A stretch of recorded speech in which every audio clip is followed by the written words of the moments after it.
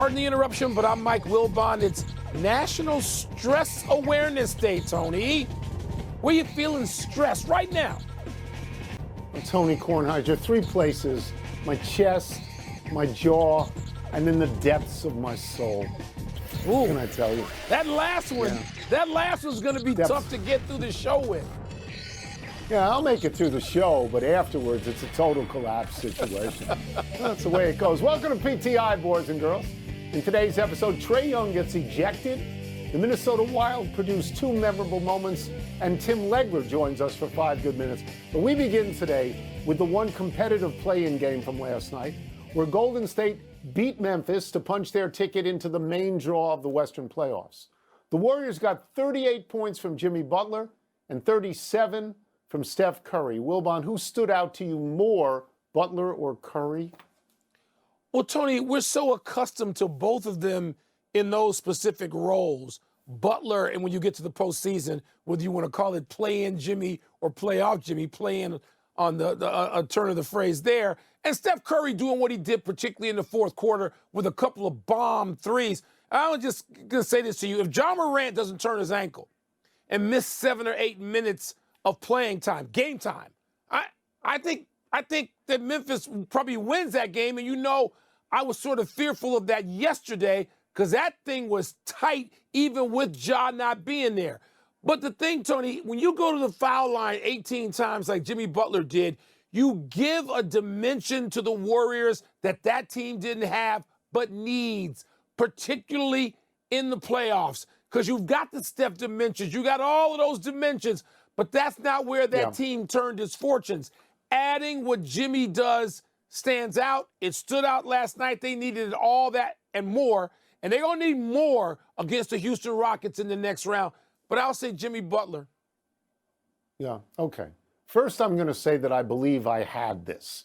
I believe I said yesterday to you that I would take Steve Kerr over some guy who had coached 9 games in the NBA and had lost 5 of them.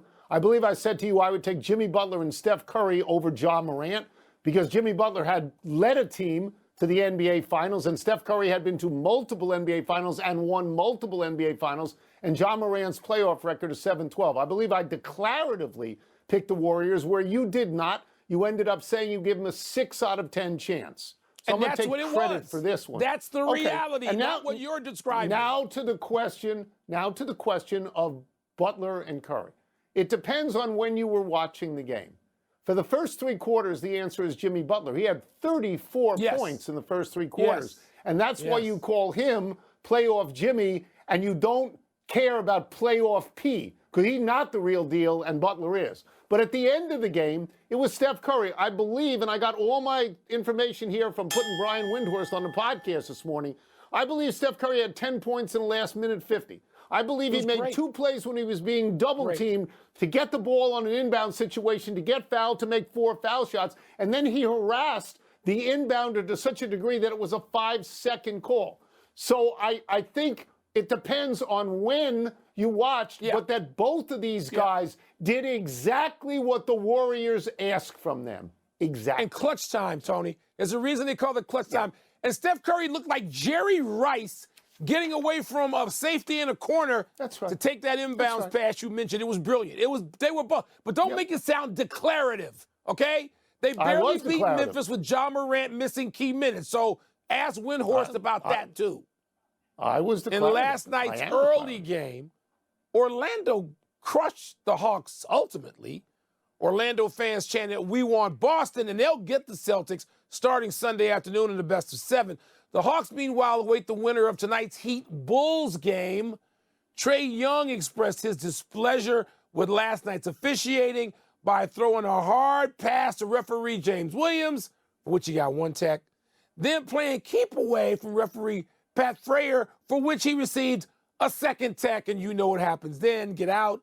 Tony, you more focused on how the Magic moved on or how Trae Young went out? So I told you yesterday I had no intention of watching this game. I didn't watch it. I'm glad I didn't rush home to watch this game because there's no game. It's a 25-point game. It's no game. Trae Young deserved to be run from this game. He deliberately antagonized the referees. Plus, if my math is correct, he was 8 for 21 from the field, 1 of 5 from 3. So he had a totally lousy game and was run and left that game early, right? I mean, that's what happened last night. And then it wasn't that early. He said it was over. Yeah, it was over. Okay. So he said afterwards that he'll be better in the next game, to which I would say, ask me if I care. Now, Orlando gets Boston. Last year, as you remember, Boston beat every team in the playoffs, either 4-1 or 4-0. So I don't expect that to be a long series. Mike, I could have talked with you for 5 to 10 minutes on the Warriors game. I'm finding it hard to go 40 seconds on this game, except to say that if I was the general manager of the Hawks, I would have Trae Young in my office today. And I would say to him, what exactly were you doing? I'll tell you what he was doing. Whether or not he got there as a way to justify what he did, or whether he intended to. And now you and I, all the time, praise Pat Riley, Phil Jackson, Chuck Daly, everybody back to Red Auerbach for what they do setting up the officials on the off day. Trae Young went one better, and he named the teammates, the young teammates who are not as even famous yet, right, as Orlando's terrific young future all-star wings. He named his guys. And he said, I'm doing it for them. And that plays in a locker room. And if you're the GM of the Hawks, you damn well better call Trae Young in and say, thank you for having your guys' backs, and we will split the fine. No, Trae Young did the right thing. Now, I care more about Orlando getting to Boston. Kenny Smith said on Turner last night, he thinks Orlando could get 2 games. I don't know that I want to go that far. I see it being a game and a half, maybe. But Orlando's coming. Not yet. It's too early for them. They're not even where Houston is. But I'll give Trae Young. I'll give Trae Young a golf clap.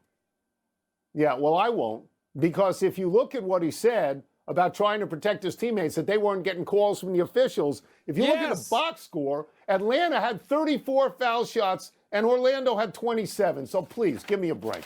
Let's move to hockey. And a nice story at Minnesota last night. The Wild needed to make it into overtime against the Ducks to get the 1 point they needed to make the playoffs. Down 2-1 with 21 seconds to play, Minnesota got a goal from Joel Eriksson Ek and made it to overtime. In overtime, they put retiring goalie Marc-Andre Fleury into the game to the crowd's delight. Plus, they won in OT. So, Wilbon, which was the more storybook? The goal that got Minnesota into the playoffs, or Fleury going into the net to the great joy of the crowd? Well, the goal doesn't only accomplish the first goal of the night, which is to get the team into the postseason. The goal allows Fleury to get into the net. Because without that goal, Fleury can't come in. They're not gonna. I guess they could stop play with a couple of seconds left and have a ceremonial skate. But he got to play OT. And that was the cool part of the story. Now, the coolest part is Fleury, of 40 years old, a guy that he's got to be a Hall of Famer. Did he have 3 rings? Fleury, great that Fleury got out there. This is the end of his career. This is the tip of the cap moment. Let everybody appreciate me. And he had a couple of years, good years late with the Golden Knights. But no, the moment that matters is the goal being scored to tie the game, give him the point, and get into the postseason. Yeah. So I believe you're 100% wrong on Trae Young, who I fondly remember you hating.